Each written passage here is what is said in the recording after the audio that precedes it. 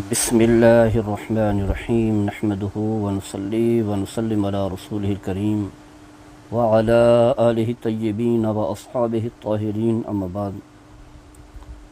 حضرات گرامی، آج کے درس میں ہم نے یہ بتانا ہے کہ جب انسان فوت ہو جاتا ہے اور اس کے عزیز و اقارب رشتہ دار قبر کے سپرد کرتے ہیں، اسے دفنایا جاتا ہے،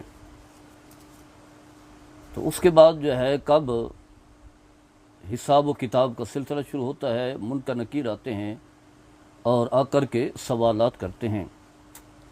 پہلی بات تو یہ ہے کہ جب انسان فوت ہو جاتا ہے، فرشتہ روح قبض کر لیتا ہے، تو وہ روح جو ہے اس کے پاس ہوتی ہے، اس کے قبضے میں ہوتی ہے، اس کے اختیار میں ہوتی ہے۔ مرنے والے کو پتہ ہوتا ہے کہ کون مجھے غسل دے رہا ہے، کون کفن دے رہا ہے۔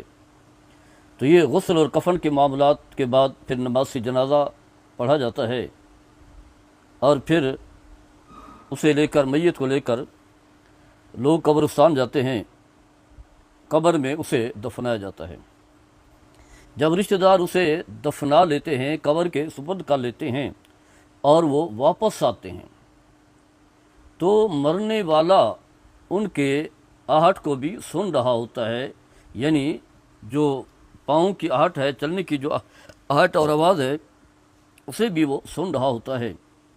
جب وہ واپس آتے ہیں تو اسی وقت جو ہے منکر نکیر یعنی دو فرشتے آتے ہیں اور اسے سوال کرتے ہیں۔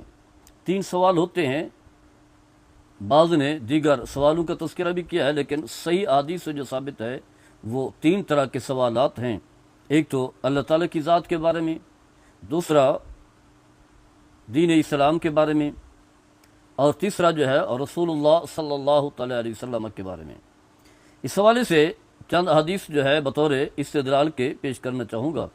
اس حدیث کے راوی جو ہیں حضرت برہ بن عازب ہیں اور رضی اللہ تعالیٰ عنہ، وہ فرماتے ہیں کہ ہم رسول اللہ صلی اللہ تعالیٰ علیہ وسلم کے ساتھ کسی انصاری آدمی جو فوت ہو چکے تھے، ان کے جنازے میں نکلے۔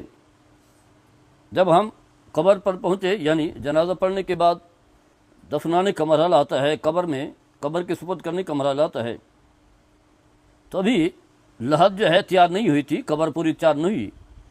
رسول اللہ صلی اللہ تعالیٰ علیہ وسلم وہاں بیٹھ گئے، اور آپ کے ارد گرد ہم سارے صحابہ اور رضوان اللہ تعالیٰ اجمعین بھی بیٹھ گئے، خاموشی کے ساتھ ایسے بیٹھے گویا کہ ہمارے